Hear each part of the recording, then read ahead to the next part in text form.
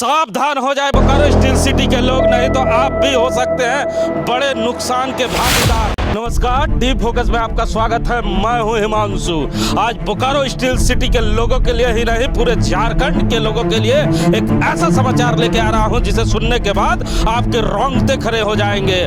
जी हाँ, रोंगटे खड़े हो जाएंगे। एक ऐसी कहानी बताने जा रहा हूं जिसे सुनने के बाद बैंक और बैंक कर्मचारियों से आपका विश्वास उठ सकता है। जी हाँ, सही सुना आपने, बैंक और बैंक कर्मचारियों से आपका विश्वास उठ सकता है। आज हम आपको मनोज और रीना की कहानी सुनाने जा रहे हैं, जो बोकारो स्टील सिटी में फुटपाथ पे अपनी दुकान लगाया करते हैं और अपने जमा पूंजी को बैंक में जमा किया करते हैं। लेकिन रीना और मनोज को बताए बिना ही बैंक कर्मचारी उनके जाली साइन कर कर उनकी गाढ़ी कमाई को लूटने का प्रयास करते हैं। यही एक घटना बोकारो स्टील सिटी के नया मोड़ के एक्सिस बैंक में कल घटी है, जिसे सुनने के बाद आपके रोंगटे खड़े हो जाएंगे। जो लोग इस समय एक्सिस बैंक में अपना खाता रखे हैं वो जरूर जाकर अपने खाता को एक बार जरूर चेक करें, नहीं तो उनके साथ भी ये घटना घट सकती है। ये मैं नहीं कह रहा, ये वहाँ के खाताधारी कह रहे हैं।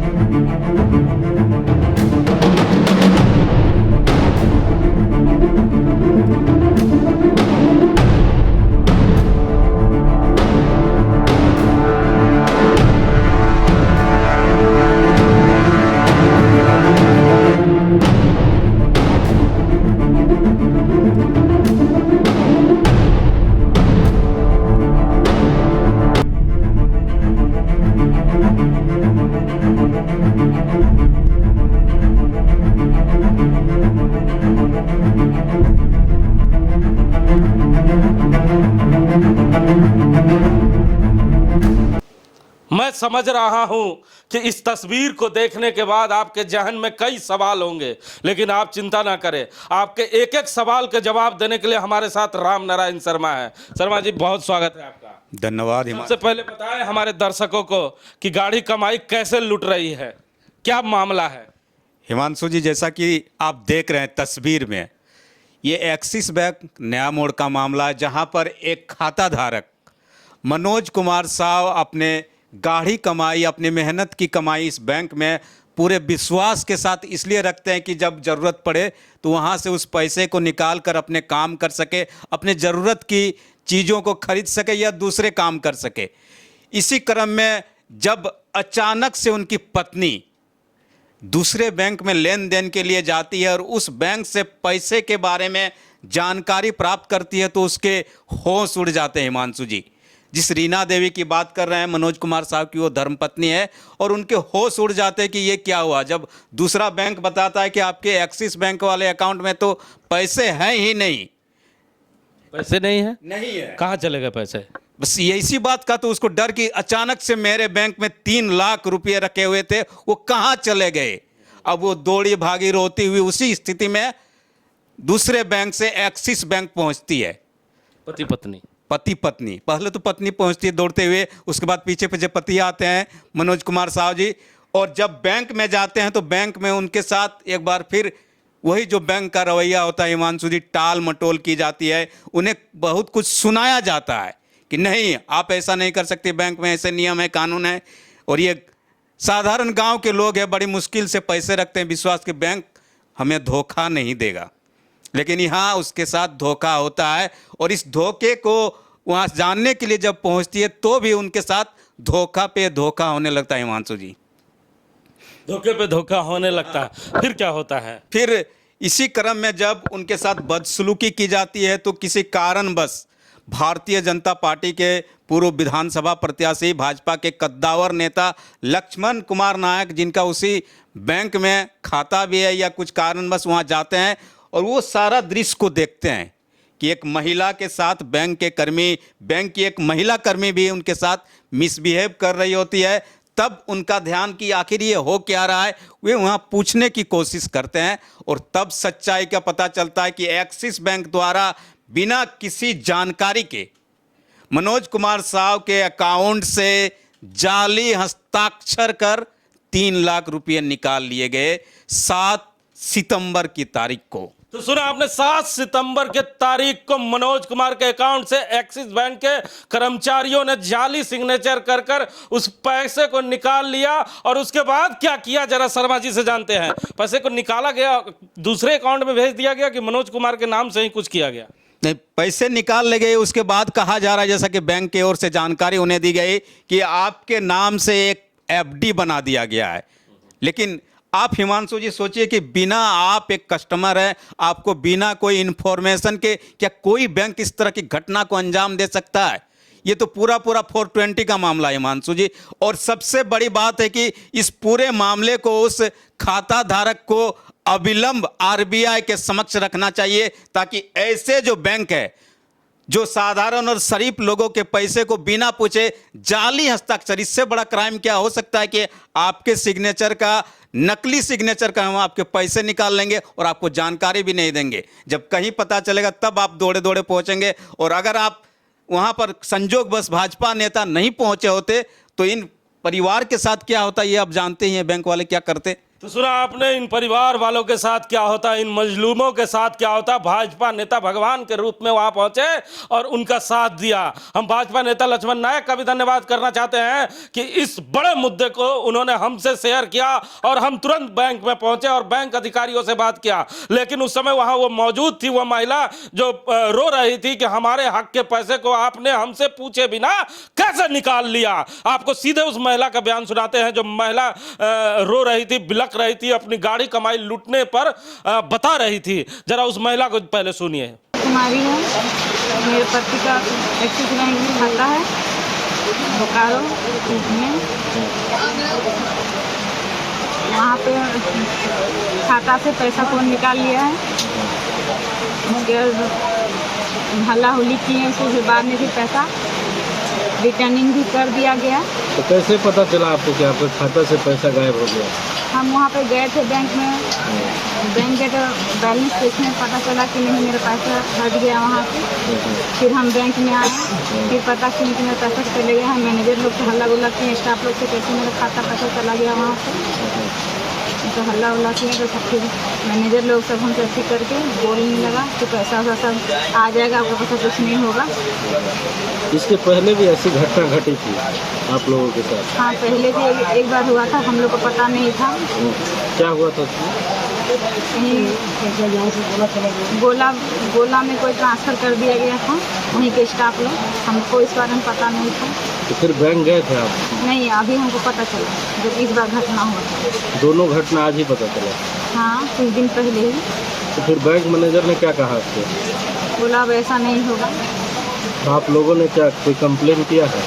हाँ, कंप्लेंट किए, तो कंप्लेंट किए थे, लिखित हमको दी मैडम को दिया है? मैडम हम लोग को लिखित दी कि ऐसा अब नहीं होगा। अच्छा, आपको लिखित दी। तो उस बैंक में जब आप हल्ला कर रहे थे तो आपने पूछा उन लोगों से कि पैसा किसके सिग्नेचर से निकला है, बताया कुछ उन लोगों ने? वहाँ के स्टाफ। तो उस स्टाफ का क्या नाम था?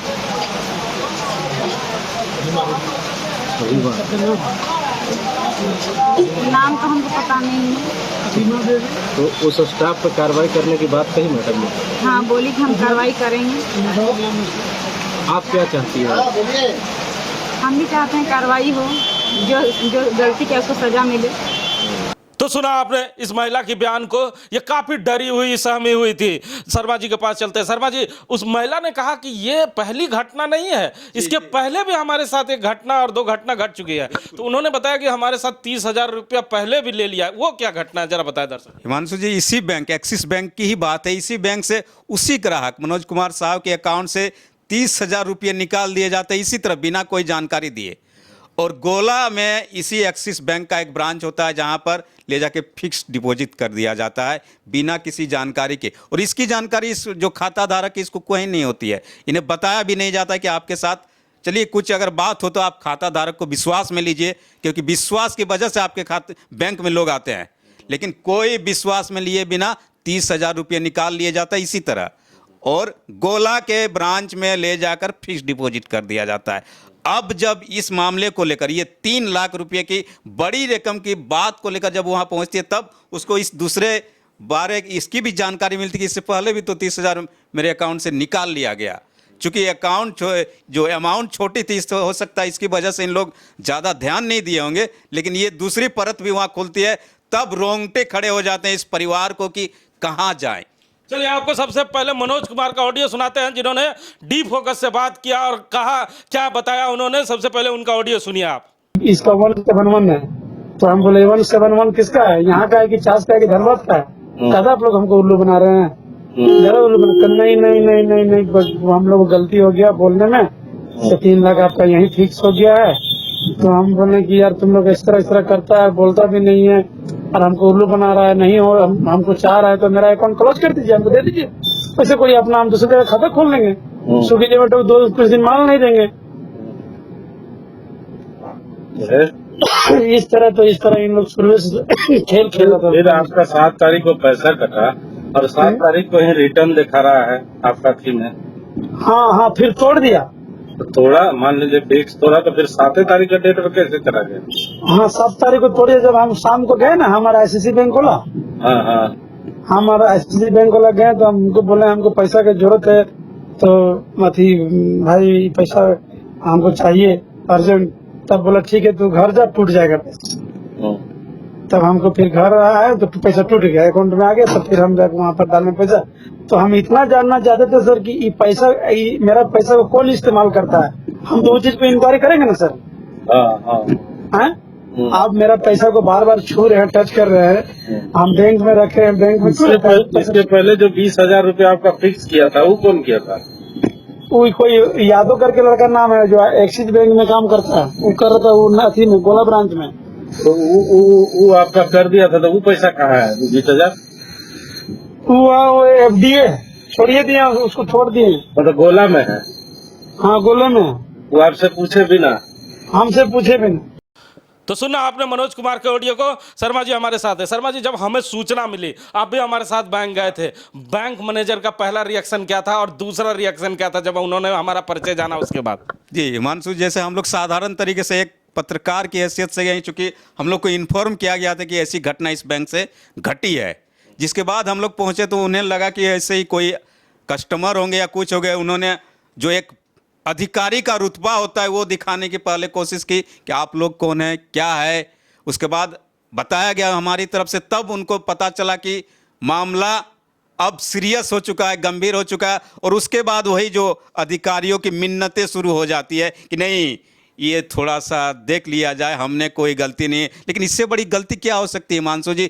आपने खुद वहाँ देखा कि किस तरह की मिन्नतें कर रही थी वो। मिन्नतों का दौर शुरू हो जाता है और बैंक मैनेजर हमें गुहार लगाती है, कहती है हिमांशु भाई जरा बैठे, हम आपके लिए चाय मंगवाते हैं। हमने भी कहा मैडम गरीबों के पैसे लूटने वाले चाय हम नहीं पिया करते हैं। और हम बैंक से निकल कर चले आए, लेकिन बैंक से निकल कर चले आने से ही हमें रात भर टेलीफोनों का दौर शुरू हुआ और रात भर हमें टेलीफोन आया कि आप इस खबर को ना चलाएं। लेकिन जनता से ही ऐसी मुद्दे से हम समझौता नहीं करते हैं, क्योंकि ये खबर इसलिए चलाना जरूरी है कि बोकारो स्टील सिटी में कई ऐसे ठेला चालक हैं जो दिन रात मेहनत करते हैं, फुटपाथ पे अपनी दुकान को चलाते हैं और चलाने के बाद बैंक में जाकर अपनी गाढ़ी कमाई को जमा करते हैं। और उस गाढ़ी कमाई को अगर बैंक इस तरह फर्जी सिग्नेचर कर पैसे को निकाल लेगा तो आखिर वो जाएंगे तो जाएंगे कहाँ? उनका विश्वास मीडिया से भी उठ जाएगा और हम ये विश्वास टूटने नहीं देंगे। हमारे साथ शर्मा जी हैं। शर्मा जी, आपने सुना कि उसके बाद क्या हुआ? जी, पूरी घटना के बाद जो लक्ष्मण कुमार नायक की पहल पर वो जो परिवार है, रीना देवी और उनके पति सिटी थाना जाते हैं। वहाँ पर एक आवेदन दिया जाता है कि सर मेरे साथ ऐसी घटना घटी है, हमें इंसाफ चाहिए, हमें न्याय चाहिए। जिसके बाद अब ये पूरा मामला एक तरह से प्रशासन के हवाले हो चुका है और हम सभी बोकारो वासियों को उम्मीद है कि इतना बड़ा घटना, इतनी बड़ी क्राइम पर अब प्रशासन सख्त से सख्त एक्शन लेगा। और एक्सिस बैंक ही नहीं, अगर ऐसे कोई भी दूसरे बैंक हैं और जिस बैंक के कर्मचारियों के द्वारा ऐसे मिली भगत से फर्जी हस्ताक्षर कर लोगों की गाढ़ी कमाई लूटने की कोशिश हो रही है, तो उन पर भी इस न्यूज के बाद परत खुलने की पूरी संभावना है हिमांशु जी। अच्छा, ऐसा कहा जा रहा है कि हो सकता है ऐसे कुछ और लोग शामिल हो, अकेला कोई व्यक्ति इतना बड़ा काम नहीं कर सकता, क्योंकि साइन वहाँ मिलाया जाता है, मिलान कराया जाता है, तभी कुछ होता है। तो क्या माना जाए कि बैंक में और कुछ कर्मचारी लगे हुए हैं, मतलब कई लोग हैं इसमें इस घटना से इनकार ही नहीं किया जा सकता हिमांशु जी कि इसमें और कोई शामिल नहीं होगा, क्योंकि एक व्यक्ति इस तरह की घटना को नहीं अंजाम देगा, वो भी बैंक के अंदर।